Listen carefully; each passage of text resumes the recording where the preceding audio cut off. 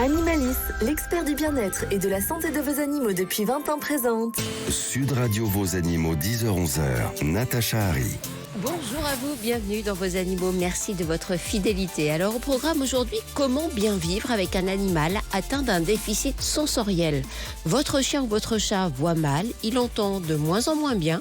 Comment gérer cette perte d'acuité sensorielle et l'aider à bien vivre au quotidien? C'est ce que nous verrons en compagnie de mon premier invité, le docteur Artem Rogalev. Côté faune sauvage, on s'intéressera ce matin au chevreuil. Et oui, car c'est la saison des naissances. Et puis en compagnie de notre spécialiste de la faune sauvage française, Pierre Rigaud, on va découvrir pourquoi parfois, en ce moment, les chevreuils ont l'air ivres en pleine nature. Enfin, avec Sylvie Laspina, nous découvrirons un canard particulier qu'elle élève. Il s'appelle le canard coureur indien. Vous ne le connaissez certainement pas. Eh bien écoutez, on en saura plus tout à l'heure. 0826 300 300, on vous attend bien sûr au standard de Sud Radio. À tout de suite. Animalis, l'expert du bien-être et de la santé de vos animaux depuis 20 ans présente Sud Radio Vos Animaux et vous. Et aujourd'hui, dans Vos Animaux et vous, nous allons parler de ces animaux qui souffrent de déficit sensoriel. Ils voient de moins en moins bien ou plus du tout. Ils entendent mal. On va voir comment aménager leur quotidien.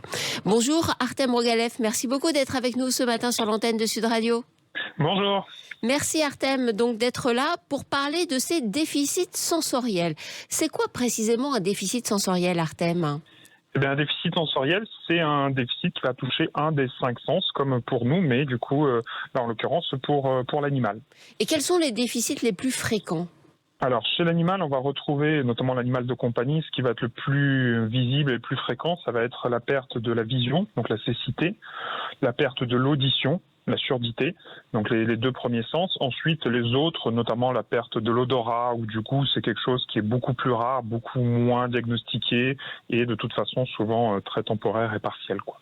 Et comment se rendre compte justement de quand son animal perd l'un de ses sens ? Alors, j'imagine que le goût et l'odorat, ça doit être très très compliqué. C'est très compliqué, exactement. Mais en ce qui concerne les sens les plus marqués, la vision et l'audition, comment se rendre compte qu'ils deviennent de plus en plus sourds, voire aveugles ?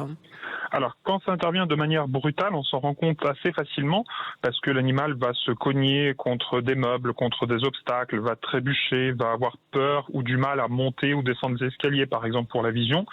Pour la surdité, du coup, l'animal va être surpris quand on va venir au contact, ne va pas nous écouter alors qu'il nous écoutait jusque-là.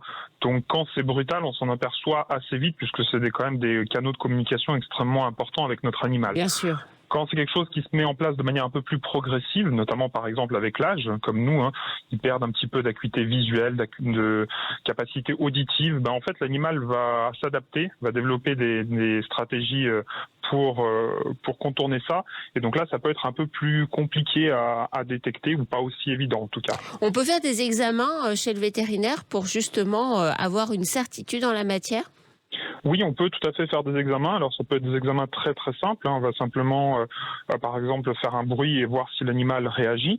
Bon, c'est pas très très précis comme examen parce que du coup, s'il y a une perte d'audition seulement sur une oreille, on peut passer à côté. Donc après, on a des examens plus poussés sous anesthésie, qui sont par exemple les potentiels évoqués auditifs, qui permettent là, de façon certaine, de savoir si l'animal est sourd ou pas, d'une oreille ou des deux. Parce que s'il y a qu'une qui est touchée, souvent là aussi, ça passe inaperçu. Ça veut dire qu'on procède comment ? On envoie des sons dans l'oreille et on regarde comment le cerveau réagit ? Exactement. En fait, c'est souvent fait sous anesthésie pour que l'animal ne bouge pas, mais effectivement, on va envoyer des sondes dans l'une ou l'autre oreille et on va enregistrer le signal électrique au niveau du cerveau. Et pour les yeux ? Alors, pour les yeux, là aussi, il y a des choses qui sont très très simples, qu'on peut faire assez facilement chez le vétérinaire. C'est par exemple le test du clignement à la menace. On va approcher la main de l'œil de l'animal et voir s'il cligne des yeux ou pas. Mais là aussi, c'est pas extrêmement précis. Après, il y a d'autres examens qui existent, qui sont là un peu plus compliqués en fait que pour l'audition. Mais on peut par exemple réaliser des électrorétinogrammes. Alors, ça se fait pas partout, évidemment, pas dans n'importe quel cabinet, mais là aussi, on va pouvoir enregistrer le signal nerveux pour voir s'il arrive bien jusqu'au bout. Oui, il faut préciser qu'il y a certains vétérinaires qui sont spécialisés dans justement tous les problèmes de vision. Donc, ils ont et les compétences et le matériel adéquat pour mener à bien ces examens. Est-ce qu'il y a des facteurs de risque particuliers, Artem Regalef? On parlait tout à l'heure de l'âge. Par exemple, les animaux en vieillissant, ils sont un peu comme nous, ils entendent moins bien, ils voient moins bien. Donc Exactement. c'est assez simple à comprendre. Mais j'imagine qu'il y a d'autres facteurs aussi. Oui, alors effectivement, le vieillissement, c'est un des facteurs qu'on retrouve sur la cécité ou la surdité. Après, pour la cécité, c'est souvent une atteinte de l'œil. Donc, on pense par exemple, comme chez l'homme, à la cataracte, par exemple, ou des atteintes d'autres couches de l'œil, comme une uvéite, par exemple, un décollement de rétine, une luxation du cristal, un glaucome, enfin tout ce qui va toucher l'œil, en fait, finalement, et qui peut être responsable de la cécité et qui, dans certains cas, est vraiment une urgence. Et puis, on a également des facteurs raciaux, donc des prédispositions raciales, où certains animaux peuvent, de manière héréditaire, naître ou développer très très jeune une cécité, notamment dans les cas d'atrophie rétinienne progressive, par exemple. Et en matière de surdité aussi, il y a un lien à faire peut-être avec certaines races, avec des couleurs aussi particulières.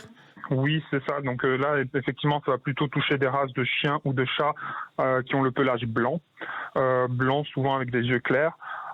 C'est pas forcément systématique, mais ces animaux-là sont souvent un peu plus prédisposés, donc d'où l'intérêt de faire des tests très très jeunes. On peut le savoir dès 5 à 6 semaines s'ils sont sourds ou pas. Et pour la surdité, c'est souvent là aussi une atteinte de l'oreille interne ou externe, donc par exemple des otites qu'on laisse traîner ou des otites qui viennent chroniques et autres, qui peuvent amener à la surdité, en plus du vieillissement dont on a déjà parlé.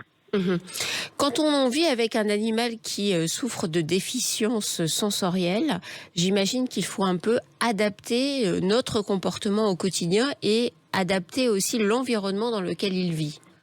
Oui, donc effectivement, il va falloir essayer de trouver en fait des compléments à ce sens qui est défaillant. Donc si on a un animal qui souffre par exemple de cécité, on va à ce moment-là privilégier des sorties plutôt en laisse. On va surveiller à sa place l'environnement. On va essayer de parler davantage, puisque l'animal ne voit pas du tout ce qui se passe. Donc on va essayer de vraiment d'être un peu plus On va compenser finalement. Essayer exactement de compenser son déficit en essayant de créer un environnement le moins anxiogène possible pour lui, parce qu'effectivement la perte de ce sens, que ce soit la vision ou l'audition, est source de stress. Quand il s'agit de perte d'audition, là on va au contraire chercher à diriger davantage avec les gestes. On va essayer vraiment en fait globalement de créer un lien de confiance encore plus fort avec notre animal pour qu'il puisse un petit peu se reposer sur nous. Ça veut dire qu'on adapte aussi son éducation en fonction du handicap vécu par l'animal. Oui, on peut adapter son éducation. Alors pour des animaux qui souffrent de surdité, on a des colliers à vibration par exemple qui existent. On peut voir également ce qu'on appelle un petit peu des chiens pilotes, c'est-à-dire que si on a un chien qui n'a pas d'handicap sensoriel mais qui sort régulièrement avec ce chien, notamment sourd, il peut en fait être les oreilles, puisque le chien handicapé va surveiller son congénère et va calquer en fait son comportement à son congénère. Donc on peut avoir si on a 2 chiens par exemple, avoir un second chien qui vient se aider le premier handicapé. Et justement, quand on a plusieurs animaux à la maison, et si l'un d'eux souffre d'un déficit sensoriel, est-ce que ça ne gêne pas la communication entre les animaux ? Alors, il y a un temps d'adaptation, mais encore une fois, en fait, les animaux arrivent à développer davantage en fait de stratégies pour compenser avec d'autres sens. C'est-à-dire que la vue, par exemple, certes, est bien évidemment très importante, mais finalement, en fait, l'animal ne se dirige pas ou ne se repère pas que par la vue, mais également par l'odorat, qui est très très développé chez les animaux, par l'ouïe également. Donc du coup, il va compenser en fait avec les autres sens et au-delà du risque en termes d'environnement, c'est-à-dire qu'ils tombent dans les escaliers, qu'ils tombent dans la piscine par exemple, où il va falloir faire attention là pour le coup pour eux. Pour le reste, en termes de communication, en fait, les animaux communiquent beaucoup par les phéromones, par l'odorat, aussi bien pour la communication que pour se repérer entre eux. Il y a d'autres sens qui rentrent en ligne de compte et qui permettent de compenser en partie au moins. On va maintenant donner la parole à Stéphanie. Bonjour Stéphanie. Bonjour Natacha, vous allez bien? Je vais très bien Stéphanie, merci d'être avec nous. Stéphanie, vous êtes déjà intervenue dans cette émission parce que vous êtes la fondatrice d'une association formidable qui s'appelle Suzy Animal Handicap. Votre mission, c'est justement de recueillir des animaux handicapés et de leur offrir une vie meilleure, une vie tout court d'ailleurs, parce qu'un certain nombre d'entre eux, sans vous, ne seraient plus en vie. Donc ça veut dire que la gestion du handicap au quotidien et des déficits sensoriels en particulier, vous connaissez? C'est notre quotidien, exactement. On a plein d'animaux qui sont atteints de cécité ou qui sont borgnes ou des animaux qui sont du coup complètement sourds. Donc c'est vrai que c'est quelque chose qu'on vit au quotidien. Et comment ça se passe au quotidien justement avec eux? Comment adaptez-vous les choses pour faire en sorte que ça se passe le mieux possible en ce qui les concerne? Alors nous, ce qu'on fait du coup, comme on a pas mal de chiens, forcément, et que c'est dans un contexte familial, c'est qu'on les fait vivre vraiment par groupe. Donc ils ont toujours un petit copain qui est référent. Donc par exemple, un chien qui va être atteint de cécité va être accompagné d'un autre chien qui a une petite clochette. Comme ça lui permet de l'entendre, de savoir voilà où il est, même s'il ne le voit pas. C'est ce que nous disait Artem Rogalev d'ailleurs. C'est vraiment le chien guide à côté de son copain qui a un handicap de ce type. C'est ça, exactement. Et c'est vrai qu'on a des binômes, c'est assez impressionnant, mais voilà, c'est vraiment très important de garder toujours leurs référents avec eux. On les sépare jamais, même pour les transports à la clinique vétérinaire ou autre, ils sont toujours accompagnés de leurs copains. D'accord. Et au quotidien, est-ce que finalement, vous constatez que ces animaux qui souffrent d'un déficit sensoriel vivent comme les autres copains ? Oui, il y a un certain temps d'adaptation. Nous, on le voit à leur arrivée, parce que souvent ils arrivent, ils sont par exemple déjà aveugles, ou alors lorsqu'ils ont une maladie dégénérative ou ils perdent la vue, il leur faut quand même un certain temps d'adaptation. Mais si on fait bien les choses et que dès le début, on les accompagne, on fixe aussi par rapport à leur lieu de vie, comme il disait un petit peu, si c'est une maison en particulier, les meubles, que rien ne change, je pense qu'ils peuvent rapidement prendre leur repère. Après, il faut beaucoup de présence quand même, beaucoup les rassurer. Mais je pense qu'avec un accompagnement et si les personnes ont un peu de temps à leur consacrer, tout est faisable, mais il faut un petit temps d'adaptation. Et est-ce que vous avez le sentiment qu'ils sont aussi heureux que les autres finalement et qu'ils arrivent à compenser et à trouver leur épanouissement différemment ? Oui, étonnamment, oui, on pourrait croire au début en disant oh là là, il va être malheureux, et en fait on les voit, ils se développent très très bien. Après nous, c'est vrai que vraiment ce qui est le plus parlant pour nous, c'est leur joie, la façon qu'ils peuvent arriver à jouer, malgré on a pas mal de petits chiens ou autres animaux qui n'ont plus d'yeux du tout. Et c'est vrai que les gens sont toujours étonnés de les voir jouer parce que du coup ils vont jouer avec une balle qui fait du bruit, mais ils vont la chercher quand même malgré qu'ils ne la voient pas. Donc c'est vrai qu'ils sont impressionnants, ils ont vraiment, ils arrivent à s'épanouir malgré leur handicap. C'est ça qui est vraiment une grosse force chez eux. Et vu votre expérience en la matière, Stéphanie, quel conseil pourriez-vous donner aux auditeurs qui nous écoutent ce matin et qui découvrent que leur animal ou qui ont découvert récemment que leur animal a un déficit sensoriel ou qui souhaiteraient aussi adopter un animal qui souffre d'un déficit sensoriel? Alors après, moi, qu'est-ce que je donnerais comme conseil? Sincèrement, s'ils ont une vie, on va dire, assez stable, je pense que s'ils ont envie s'ils ont une maison avec un petit aménagement, un petit terrain qui puisse leur laisser accès sans danger, parce que comme je disais tout à l'heure, j'entendais que quand vous parliez qu'il ne faut pas qu'il y ait de danger, par exemple une piscine ou quoi que ce soit, s'ils ont la capacité d'avoir un aménagement sécurisé pour le chien, il y a vraiment possibilité, je pense, pour des particuliers d'adopter que ce soit un chien qui soit sourd ou qui soit aveugle. Le tout, c'est vraiment d'arriver à sécuriser l'endroit le mieux possible. Après, au niveau de l'éducation, bien sûr, de passer beaucoup de temps à lui apprendre les choses en fonction de son handicap, bien sûr. Mais je pense qu'au niveau des particuliers, c'est tout à fait faisable s'ils le souhaitent. Mais je pense qu'un petit copain est quand même indispensable dans la vie d'un chien avec un handicap sensoriel. Et vous vouliez aussi nous parler, parce qu'en préparant cette émission, on a abordé rapidement ce sujet avec vous, Stéphanie. Vous vouliez nous parler des abandons de chatons qui en ce moment sont légion comme à chaque printemps. Et vous recueillez beaucoup de chatons qui souffrent de handicap. Oui, de plus en plus, chaque année, on trouve que le nombre de chatons avec des handicaps, c'est de plus en plus nombreux. Et c'est vrai qu'il y a certains handicaps qui, malheureusement, des animaux qui sont euthanasiés facilement, avec par exemple un petit chaton qui naît avec une patte en moins ou une malformation au niveau orthopédique qui peut quand même être gérable pour une vie normale et confortable pour l'animal. Et c'est vrai qu'on aimerait un petit peu sensibiliser sur cette cause-là en disant que tout handicap ne doit pas forcément être mené et voué à l'euthanasie et qu'il y a possibilité aussi de les garder en vie pour pas mal de chatons justement dans cette situation-là. Bon, une dernière question, Stéphanie. Combien avez-vous d'animaux en ce moment au sein de votre refuge ? 230 à peu près. 230. À chaque fois qu'on vous retrouve, il y en a de plus en plus. Ah oui, bon, s'arrêter là. Bon. Merci en tout cas d'être venu témoigner sur ce handicap et on sait à quel point chez vous ils sont absolument chouchoutés tous ces animaux. Merci à vous, Stéphanie. À bientôt, merci. Merci. On est toujours en compagnie du docteur Artem Rogalev pour parler justement de la gestion d'un animal qui a un handicap sensoriel, les plus fréquents étant la perte de la vision ou la perte de l'audition. Artem, est-ce qu'il y a des dépistages qui sont importants à réaliser ? Alors, il y a des dépistages qui vont être importants à réaliser sur certaines races, déjà. Donc, que ce soit pour la surdité ou la cécité. On a parlé tout à l'heure, voilà, des races avec un pelage blanc pour la surdité. Et puis, pour la cécité, ça va concerner certaines races, notamment les setters, par exemple, les braques allemands, les huskies, les bergers australiens, qui peuvent souffrir de certaines maladies héréditaires qui peuvent mener à la cécité, notamment jeunes.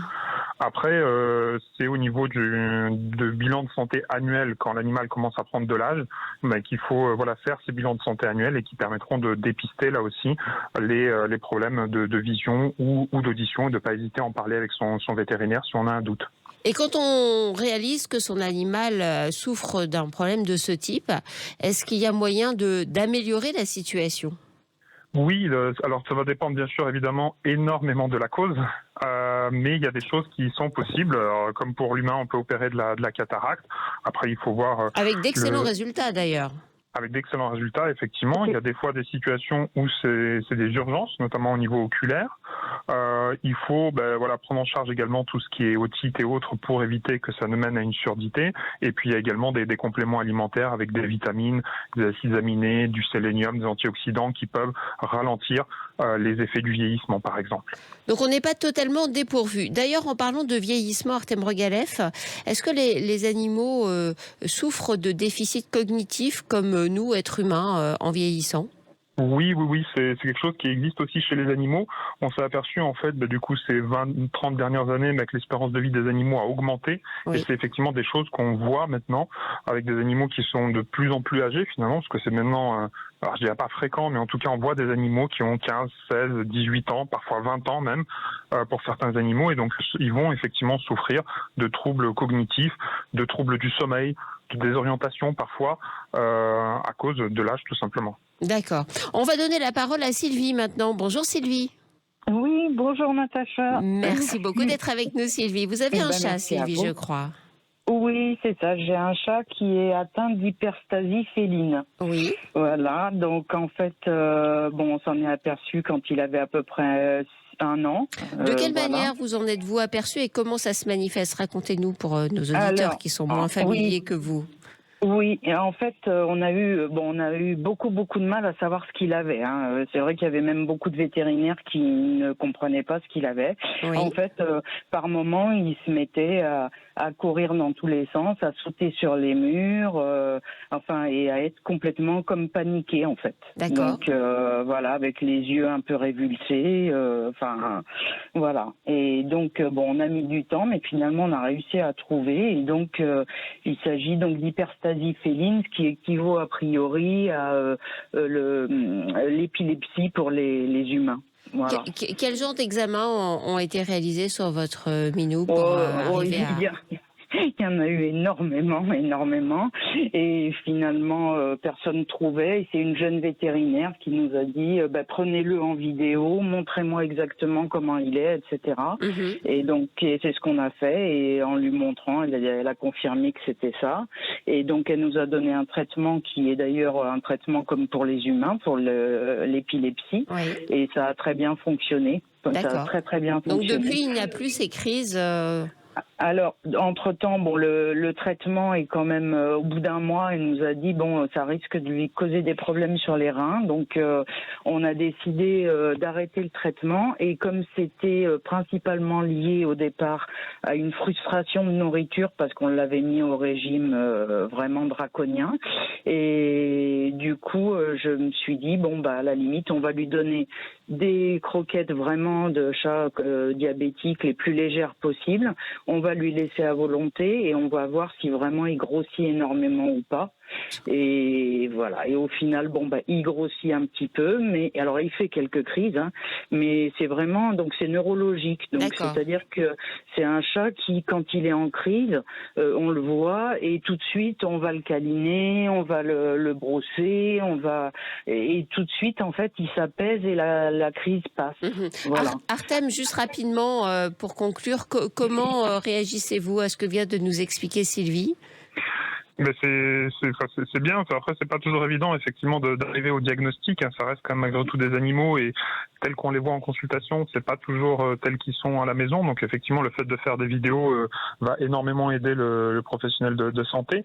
Maintenant, c'est très bien d'avoir trouvé effectivement des solutions pour quand même assurer une bonne qualité de vie à l'animal sans dégrader d'autres fonctions et du coup de pouvoir continuer à lui assurer un confort de vie, une qualité de vie satisfaisante.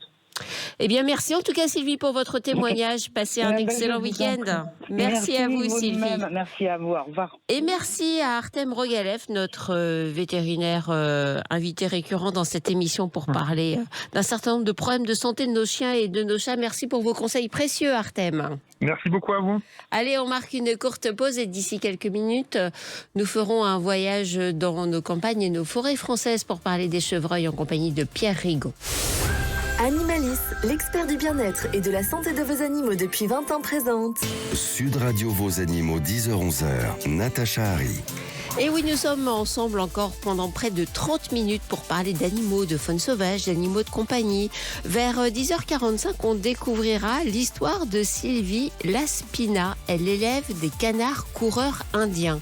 Et oui, canard coureur indien. Tiens, j'ai demandé à mon deuxième invité, Pierre Rigaud, si vous savez ce que c'est, Pierre, les canards coureurs indiens. C'est ces grands canards aux surpattes là. Oui, c'est ça, bravo. C'est bien mignon. Eh bien, tout de suite, c'est notre séquence à l'état sauvage. Sud Radio Vos Animaux, à l'état sauvage. Et vous l'avez compris, c'est Pierre Rigaud, l'invité de cette séquence à l'état sauvage. Bonjour Pierre. Bonjour Natacha. Pierre, vous êtes naturaliste, on le sait bien dans cette émission, administrateur de la Société française pour l'étude et la protection des mammifères. Et avec vous, on va parler d'une espèce que l'on croise régulièrement dans nos campagnes, le chevreuil. Le chevreuil, en ce moment-là, au moment du printemps, est vraiment en pleine activité. C'est le moment des naissances. Eh oui, les petits faons commencent à apparaître discrètement parce qu'on ne les voit pas, parce qu'ils sont bien cachés. Mais le mois de mai et le mois de juin, c'est l'époque des naissances.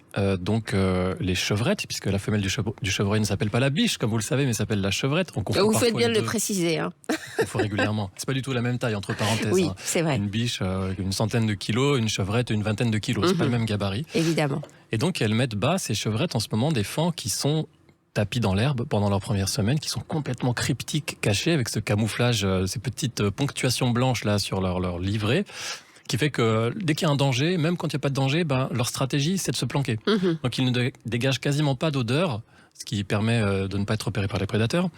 Ils sont complètement immobiles dans les sous-bois, dans l'herbe, dans les champs, et on passe à côté. On peut vraiment passer à 1 mètre d'un faon, il ne bougera pas, vous ne le verrez pas, c'est assez dingue. C'est vraiment le camouflage idéal pour passer totalement inaperçu et le meilleur moyen d'éviter les dangers de la nature. Exactement. Alors parfois ça leur joue des tours, hélas, parce que comme ils ne peuvent pas s'enfuir quand ils sont très jeunes parce qu'ils ont du mal à courir, ou parfois qu'ils choisissent de rester sur place quand ils sont un petit peu moins jeunes, par contre les machines agricoles, les chiens, tout ça, c'est un danger pour eux, effectivement. Et il y a quand même pas mal de dégâts, hélas. Quelle est la situation des chevreuils en France ? Ils se portent bien, c'est une espèce commune. C'était pas forcément le cas il y a une cinquantaine d'années. Comme beaucoup de grands ongulés, de petits ongulés, ils avaient disparu finalement de la plus grande partie du territoire. Aujourd'hui, ils ont été en croissance, la population a été en croissance pendant plusieurs décennies. Et aujourd'hui, c'est une espèce qui est commune même quasiment aux portes des villes, dès qu'il y a un petit peu de bois. Ils sont pas très difficiles et comme ce sont des animaux qui vivent sur un petit territoire, ils n'ont pas besoin de grandes forêts sauvages pour trouver de quoi vivre. Et en plus, ils se sont adaptés depuis maintenant plusieurs décennies au paysage agricole, même dans les grandes plaines céréalières où il n'y a pas un arbre à l'horizon, vous pouvez voir des chevreuils qui passent la journée comme ça dans les champs. Et comme le paysage est immense, ils vous voient venir de loin et ils se préservent comme ça. Donc on les appelle des chevreuils des plaines. Et comparativement aux chevreuils des forêts, c'est la même espèce. Simplement, ils sont très adaptables et tant mieux pour eux. Et on les trouve sur l'ensemble du territoire métropolitain ? Quasiment partout, ouais.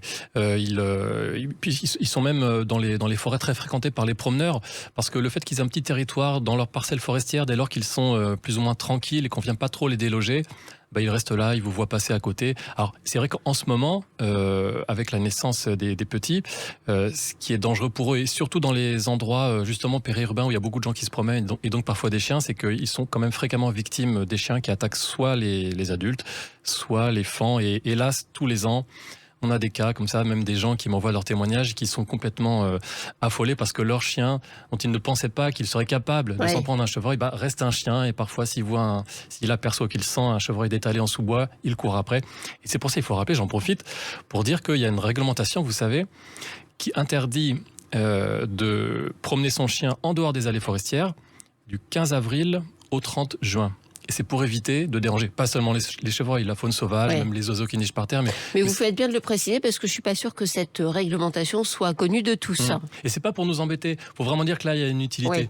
Parce que on pense tous que son chien ne fera de mal à personne, mais il y a sans cesse des cas de faons, de chevreuils, et là, c'est pas beau à voir, je vous garantis. Oui, puis il y a un dérangement aussi pour beaucoup d'espèces en cette période où vraiment on sent que la nature reprend ses droits, quoi. Donc il faut laisser un peu les choses se faire tranquillement. Absolument. Alors avec ce paradoxe, dans le cas des chevreuils, puisque on interdit aux chiens de divaguer dans les sous-bois, mais finalement la chasse des chevreuils sera autorisée très tôt, et bien avant le mois de septembre, qui est l'ouverture générale, puisque dans beaucoup de départements, la chasse des chevreuils précisément est ouverte parfois dès le mois de juillet, parfois dès le mois de juin. Donc c'est un petit peu paradoxal, parce qu'on interdit de déranger ou de risquer de tuer des chevreuils pour pouvoir mieux, entre guillemets, les chasser ensuite. Donc c'est un peu bizarre. Bon, il faut dire qu'il y a aussi d'autres animaux, comme des petits oiseaux qui font leur nid au sol dans les forêts. On n'y pense pas, mais les oiseaux en forêt ne nichent pas que dans les branches, ils nichent aussi par terre. Là aussi, on les voit pas du tout, c'est cachés dans une touffe d'herbe. Mais là, ils peuvent être victimes des chiens. Donc il faut prendre cette loi comme pas juste quelque chose pour nous embêter, mais vraiment faire attention. Si on a envie de les observer, malgré tout, comment on s'y prend pour justement être respectueux de leurs besoins ? Eh bien, on se poste plutôt près d'une lisière forestière. Il n'y a pas besoin d'aller dans la nature lointaine. En étant par exemple sur un chemin avec une vision sur une prairie au fond de laquelle il y a un bois, vous pouvez être sûr que tard dans la soirée, avant que la nuit tombe, là, en cette période où le jour commence à être un petit peu long, vous verrez sortir un chevreuil qui va aller se nourrir, grappiller un petit peu d'herbe. Parfois, ça sera un renard, parfois Ils sont ça sera autre plutôt chose. actifs lorsque la nuit commence à tomber ? Oui, alors nuit et jour, ça dépend du dérangement en fait. Ils peuvent être actifs aussi en pleine journée. Mais évidemment, c'est surtout le soir quand même, quand il y a moins de mouvements humains, qu'ils commencent à s'agiter. Plus de tranquillité. Ouais. Et là, on les voit essayer de choisir leur nourriture. C'est pas comme des moutons qui seraient des tondeuses à gazon, qui brouteraient comme ça de façon indifférente. Là, c'est rigolo à voir parce que ils ont l'air délicats, ils picorent une feuille par-ci, une feuille par-là. Ils ne mangent pas que de l'herbe, ils mangent, c'est aussi pour ça que c'est des animaux forestiers, ils mangent ils adorent par exemple les ronces, les feuilles de ronces, les feuilles de lierre. C'est pratique pour l'entretien, justement, des sous-bois. C'est génial. Alors bon, les forestiers vous diraient oui, mais ils mangent parfois les pousses de plantations d'arbres, et donc c'est gênant pour la forêt. Donc dans ce cas-là, il y a des moyens pour protéger les plantations d'arbres. Bon, ils ont leur préférence, par exemple, ils aiment moins le hêtre, ils aiment plus le chêne. Ils aiment des plantes qui sont plus ou moins toxiques pour nous. Le gui, même le lierre, ça se mange pas pour nous, le lierre. Bon. Alors parfois, ils mangent aussi certaines pousses dans les champs, dans les céréales. Donc ça déplaît aux agriculteurs. Globalement, ils causent quand même assez peu de problèmes. Et c'est relativement facile de les voir en étant discrets comme ça, en soirée, en se posant et en attendant 1 heure ou 2, allez, une demi-heure même, parfois on a des très belles surprises. Alors comme vous avez toutes les réponses concernant la faune sauvage française, pas toujours. Oh, si, on peut le dire, en ce moment il y a un phénomène qui parfois s'observe, c'est un phénomène qui ressemble un peu à de l'ivresse chez les chevreuils. C'est lié à quoi ? Pourquoi ont-ils cet air un peu titubant ? Alors, eh bien, figurez-vous que là, je n'ai pas la réponse définitive. C'est vrai qu'on observe, et ça m'est arrivé, des chevreuils qui ont l'air bourrés, franchement, qui titubent. J'en ai vu qui marchaient comme ça en titubant et jusqu'à se cogner dans un grillage. On ne comprenait pas ce qui se passe. Alors, on dit qu'ils sont ivres. Et c'est vrai qu'on peut lire partout que les chevreuils mangent des bourgeons au printemps qui contiennent des sucres en fait, qui fermentent dans leur estomac. Je ne suis pas certain que ce soit la réponse définitive absolue. Donc en fermentant, ça créerait de l'alcool, en fait. Exactement, c'est ça l'idée. Voilà. Alors effectivement, ils ont l'air ivres. Alors c'est une des hypothèses très, très plausibles. Il y a aussi une autre hypothèse, mais qui est très proche, qui est qu'en mangeant ces bourgeons-là, ils ingéraient des petites substances, en fait des molécules qui sont produites par la plante dans les cellules des plantes, soit pour se préserver des insectes, soit pour aider à mieux passer l'hiver, parce que vous savez que les bourgeons des plantes, en fait, ils les éclosent au printemps, mais ils sont formés dès la saison précédente, et donc ils passent l'hiver. Donc il y a comme ça des molécules en fait antigel dans les cellules des bourgeons. Donc quelle que soit la molécule qu'ils ingèrent, effectivement c'est en mangeant des bourgeons au printemps, parce qu'ils en mangent beaucoup. Oui, c'est ce que j'allais vous dire, il faut en manger une quantité astronomique pour quand même avoir un effet direct sur le comportement. Ah oui. Ben, alors ces animaux-là sont obligés de manger beaucoup. Les animaux qui mangent des plantes, de façon générale, il faut quand même en manger beaucoup. Même si vous êtes un chevreuil de 20 kilos, il faut quand même en manger. Et les bourgeons, ils adorent. Donc effectivement, quel que soit ce qu'il y a dans le bourgeon, c'est assez régulier d'en observer au printemps. Il y a des cas où on voit un bourgeon arriver comme ça en pleine ville, qui vient de la campagne autour, qui se retrouve là, hagard. Il faut juste... Il ne faut pas s'inquiéter en fait. Faut pas s'inquiéter. Alors évidemment, sauf s'il se retrouve dans une position difficile, qu'il est coincé en ville, etc. Mais sinon, s'il est dans la forêt et vous le voyez tituber, dans quelques heures après, c'est passé. À part la période de chasse, est-ce qu'il y a d'autres dangers majeurs pour les chevreuils en France ? Les voitures, il y a énormément de collisions routières, jour et nuit. Donc les conseils qu'on peut donner pour le particulier, c'est un peu toujours le même conseil pour les animaux sauvages. Lever le pied. En fait, plus on roule vite, plus on a de risques d'accidents avec les animaux. Ça, c'est pas qu'une évidence, c'est pas qu'une intuition. C'est vraiment, il y a des études là-dessus. Plus on roule vite, statistique. Voilà, plus on roule vite, surtout la nuit. Et alors, si vous voyez un chevreuil traverser la route, c'est pareil pour un autre animal la nuit. Ralentissez tant que possible, évidemment avec toute la sécurité que ça impose. Et surtout, si vous êtes en plein phare, passez en petit feu de croisement, parce qu'en fait, l'animal il est ébloui. Les chevreuils font partie de ces animaux qui ont au fond de la rétine des petites cellules qui concentrent le peu de lumière qu'il y a la nuit, donc ils voient très bien la nuit. Mais évidemment, si vous l'éclairez plein phare, un petit animal qui est pas haut, qui est à moins d'1 mètre de haut, en fait, évidemment, il voit rien. Donc on ralentit, on enlève ses pleins phares, on laisse passer tranquillement. Et pour les aménageurs, parce que là c'est pour le particulier, passage à faune, construire moins de routes, avoir, disons, un aménagement du territoire qui tient compte de la vie sauvage. Vous savez, cette fameuse phrase, on dit c'est pas le chevreuil qui traverse la route, c'est la route qui traverse la forêt. Eh bien, écoutez, on verra, puisque nous sommes censés rentrer dans une nouvelle ère écologique. Je ne sais pas s'il faut y croire. Je savais que ça allait vous faire réagir, Pierre, je le savais. Eh bien, merci en tout cas pour toutes ces informations passionnantes sur le chevreuil, qu'on a effectivement l'habitude de croiser assez facilement, mais on le regardera peut-être d'un air différent grâce à vous. Allez, on va tout de suite passer à notre question veto. Sud Radio Vos Animaux. Question veto. Et c'est Nathalie qui est avec nous. Bonjour Nathalie. Bonjour. Vous aviez une question à me poser, Nathalie. Je suis toute oui. Absolument, j'ai adopté un chat de gouttière. Oui. C'est une chatte qui était sauvage à l'origine parce qu'elle a fait ses petits dans mon garage et elle était de l'extérieur. Donc je l'ai adoptée, elle s'est bien acclimatée. Oui. Le souci étant que elle vient souvent elle monte pas sur moi, elle me griffe un peu la jambe et pour me montrer ses écuelles. Oui. Et plusieurs fois, alors je remets des croquettes, mais c'est pas ça, d'autres croquettes, du pâté, c'est pas ça. D'accord. Alors je me demandais, est-ce que c'était le positionnement des écuelles? Alors pourquoi vous dites qu'elle vous griffe la jambe pour vous montrer ses écuelles? C'est votre interprétation? C'est-à-dire qu'elle me griffe, je la suis et elle se positionne devant. D'accord, elle vous emmène à l'endroit où vous lui donnez à manger. Absolument. Donc je me demande si c'est la position des écuelles, la propreté, donc j'ai tout lavé, tout relavé. Oui. On a l'impression qu'elle ne veut pas être dos à la porte quand elle mange, dos à la porte d'entrée. D'accord. Qu'elle veut voir ce qui se passe quand... Ça c'est possible, hein, parce que surtout si c'est une chatte de gouttière qui a vécu un peu une vie libre, on va dire, elle a peut-être besoin de se sentir en sécurité au moment où elle mange. Donc elle a peut-être besoin de pouvoir observer tout en mangeant. Tout à fait. Donc c'est vrai qu'elle vient 4, 5, 6 fois, donc je suis un petit peu étonnée. Je ne sais plus quoi faire, à vrai dire. Et alors, donc j'imagine que vous avez tout essayé. Quand vous lui mettez la nourriture, elle mange finalement? Non, elle reste à me regarder. D'accord. Et elle réagit plus? Elle mange pas forcément, elle réagit plus, elle me regarde. Peut-être qu'elle sollicite tout simplement votre attention en venant vous griffer. En tout cas, c'est une manière de créer un lien, de créer un contact. Donc c'est peut-être tout simplement ça.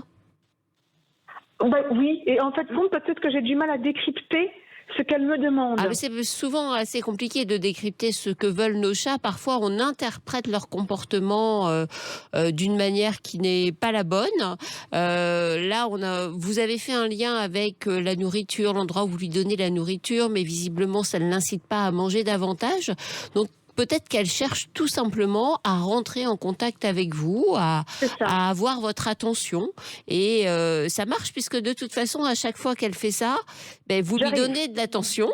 Alors c'est en lui donnant à manger, mais vous lui montrez votre attention. Donc elle recommence parce qu'elle se dit, en fait, ça fonctionne. Ça fonctionne très bien. Donc Exactement. déjà, on peut être quasi certain d'une chose, c'est que son comportement, c'est vraiment une quête d'attention de sa part.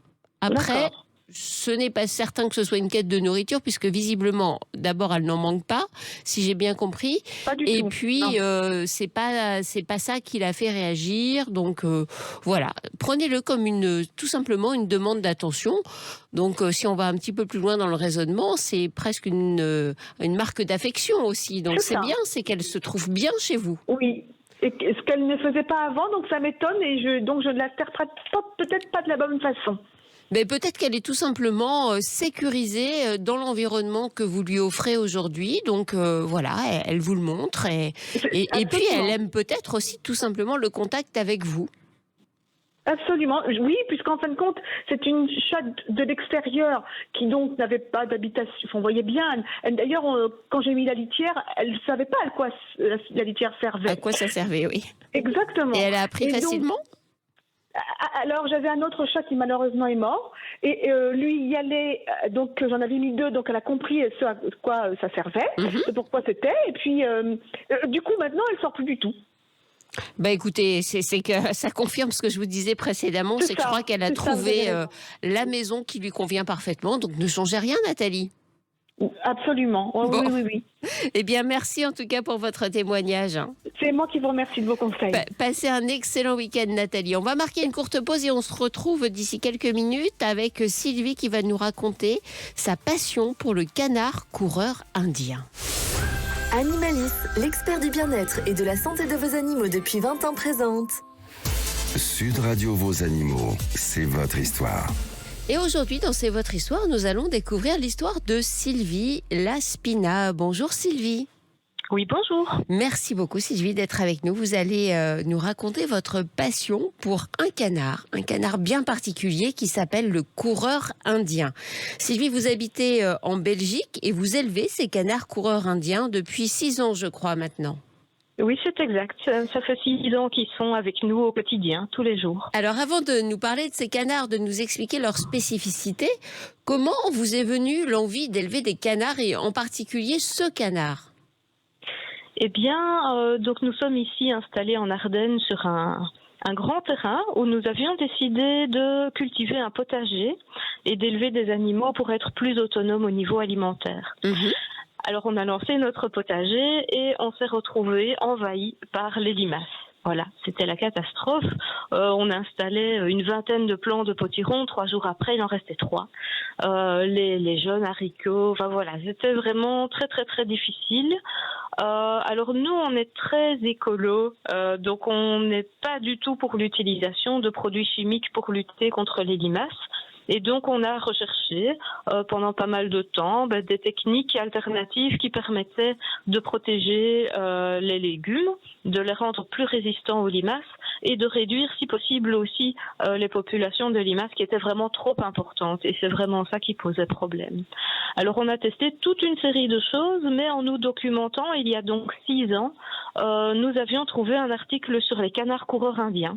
Oui. Donc ce sont des canards, c'est une race de canards comme on a des races de chiens, mais c'est un canard en fait qui a vraiment une préférence pour son alimentation, pour les limaces et les escargots. Donc ça c'est vraiment une caractéristique. Donc c'était votre auxiliaire jardinier tout trouvé en fait. Voilà, parce que c'est plus à moi à ramasser les limaces le matin, c'est lui qui le fait toute la journée. Et oui, ça, c'est vraiment ça doit être beaucoup plus efficace en plus, j'imagine. Très efficace et 100% écologique du coup. Alors ce canard coureur indien, c'est un canard qui a la cote, d'abord parce qu'il a quand même un physique assez sympathique.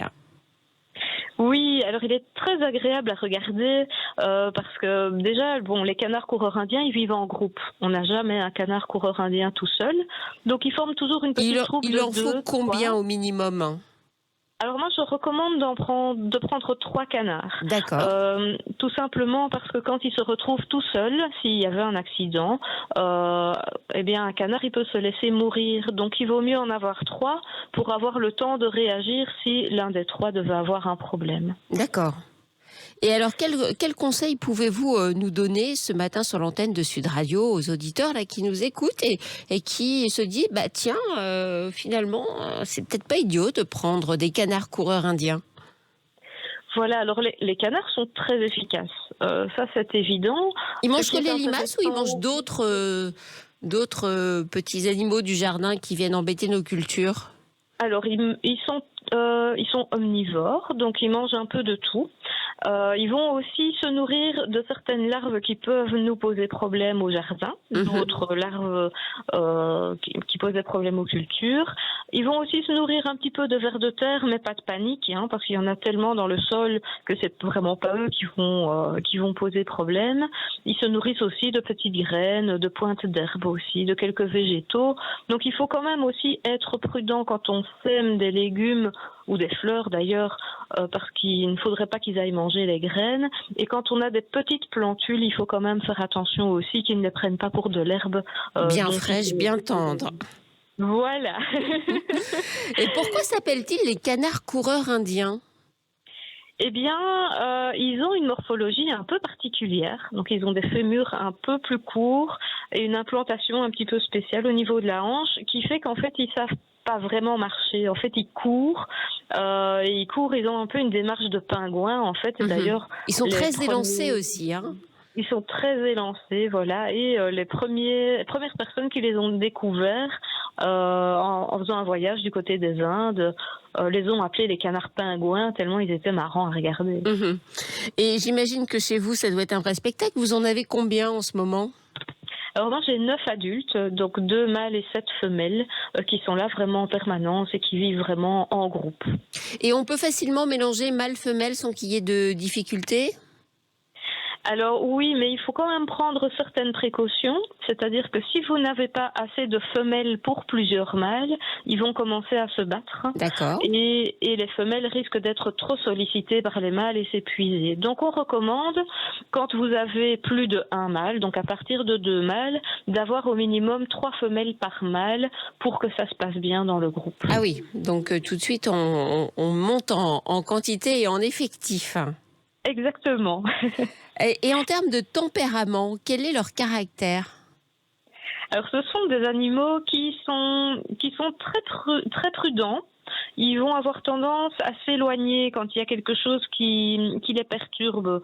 Donc, par exemple, s'ils se retrouvent face à un autre animal, ils vont plutôt avoir tendance à s'éloigner. Et comme ils courent, en plus de ça, ils s'éloignent assez vite. Par rapport à une poule, par exemple, la poule, si elle trouve un intrus sur son domaine, elle aura plutôt tendance à la houspiller ou à l'agresser. Voilà, ici, les canards, c'est vraiment pas le cas. Ils sont plutôt très très tolérants, du coup, avec les autres animaux, et il faut plutôt regarder le comportement des autres animaux par rapport à eux. D'accord, ils sont pacifiques. Et les liens que vous arrivez à nouer avec eux, ça ressemble à quoi, la vie avec des canards coureurs indiens ? Est-ce que ce sont des animaux de compagnie ? Alors, ça dépend un petit peu de la définition qu'on en fait, mais ce qui est vraiment chouette avec les canards coureurs indiens, c'est qu'ils auront vite compris quand vous sortez votre grelinette pour travailler un petit peu le sol, ils sont attirés par la nourriture évidemment, et puis si vous en prenez soin aussi, ils vont vous considérer comme quelque chose d'étranger toujours, ils vont jamais venir pour se faire caresser. Ça, d'accord, il n'y a pas ce vraiment, lien que l'on recherche avec un animal de compagnie. Non, mais par contre, ils vous font confiance et vous le ressentez et ils sont aussi très habitués à leur routine et donc en fait, il y a quand même une communication qui passe avec eux, c'est quand même très très chouette. Mais non, les prendre dans les bras, les caresser, c'est pas trop leur truc, comme la plupart des animaux d'élevage qui qui sont quand même encore des animaux sauvages. Bien sûr. Vous avez publié un ouvrage justement sur ces animaux. Ça s'appelle Des canards coureurs indiens dans mon jardin. C'est aux éditions Terre Vivante. Les gens qui souhaiteraient faire l'acquisition, donc on a bien compris au minimum de 3 canards coureurs indiens, que doivent-ils aménager dans leur jardin pour les accueillir au mieux? Alors le principal, c'est l'abri. Parce que les canards sont très sensibles aux prédateurs. Parmi les prédateurs, on compte notamment les renards et les fouines. Oui. Donc si on ne les enferme pas la nuit, qu'on soit à la ville, qu'on soit à la campagne, on n'est jamais à l'abri de ces prédateurs-là et donc il faut les rentrer obligatoirement dans un abri pour la nuit. D'accord. Alors c'est assez contraignant, mais on peut aussi imaginer un grand enclos, bien grillagé, avec le grillage bien enterré dans le sol, et là on est un petit peu plus tranquille si jamais on a des activités en soirée et qu'on rentre un peu tard. Et on peut les laisser, par exemple, en période de vacances. Comment vous gérez, vous, à la maison, avec tous ces animaux? Alors nous, on a beaucoup d'animaux, donc on a une personne qui vient s'en occuper matin et soir. D'accord. Ce qui est important, évidemment, pour les canards, c'est qu'ils aient toujours de l'eau, vraiment en permanence. Donc, même si vous partez une semaine, il faut vraiment trouver une solution pour la nourriture. Il existe des distributeurs automatiques, ça c'est possible.